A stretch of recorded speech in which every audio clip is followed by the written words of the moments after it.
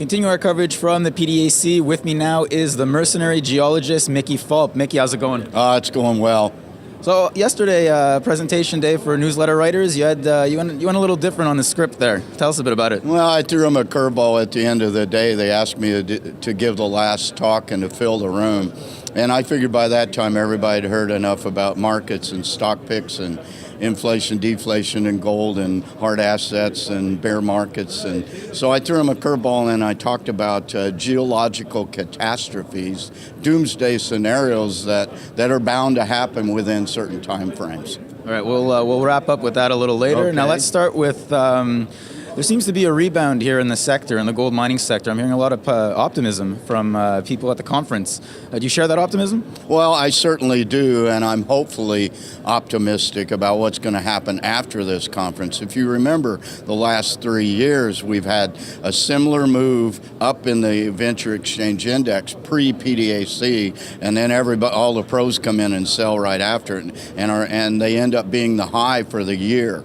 But this feels a little different. This has been going. We saw this in Vancouver in January at the conference there, and of course the price of gold going up has helped us too. So hopefully optimistic, I think. Absolutely. Now, there's been a large scale back, obviously, with exploration in the last year due to the steep drop in gold price. Yeah. We've seen big miners completely cut exploration, and that seems to raise an issue that isn't really talked about. I'd like to know if you think that right now, this large scale back in exploration, this lack of exploration and discovery, if that's really an issue now or we're not quite there yet. Well, I don't think it's an issue now because the lead times from exploration discovery to mines is probably on the order of at least 5 years. But I think and I will also say that the majors cutting back on exploration does not bother me too much because they're not very good at doing it in their corporate structure. The juniors are the ones that find gold deposits or uranium deposits, copper, whatever. But I am concerned for the next 5 to 10 years out, if we have a dearth of exploration, it's going to take a while for that to catch up. Now, also sticking with lack of discovery, now we haven't seen any real big discoveries in the last decade.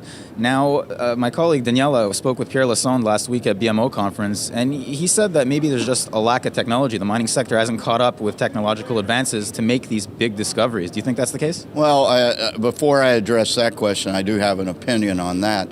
I would say that we've made some big discoveries, but resource nationalism in emerging markets in the world have denigrated those discoveries. For instance, Fruta del Norte in Ecuador, Ricodec in Pakistan. So big discoveries have been made. Regarding the technology, we have new technologies. We have remote sensing. We have computer ways of manipulating data. We have GIS overlays. Those have been fairly recent developments in the mining business. The problem is all the easy stuff's been found. There's hardly a square meter of prospective geological space on the Earth now that has not been trod by geologists. So the easy deposits have been found. Now we're looking for buried deposits undercover, and that's just tough.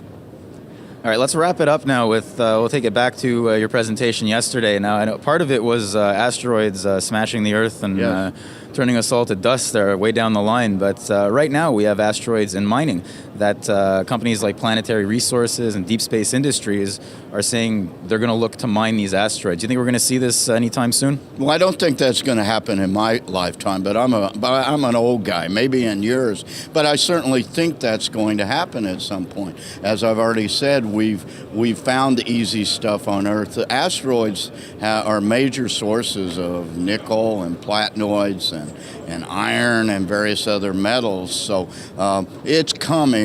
And I ended my talk yesterday, which was really a doomsday, the end of the world as we know it talk, stretched out from a year to 6.6 billion years when the sun becomes a white dwarf and the solar system essentially ceases to exist. But long before that happens, we will find a way to get to another blue-green planet someplace in our galaxy.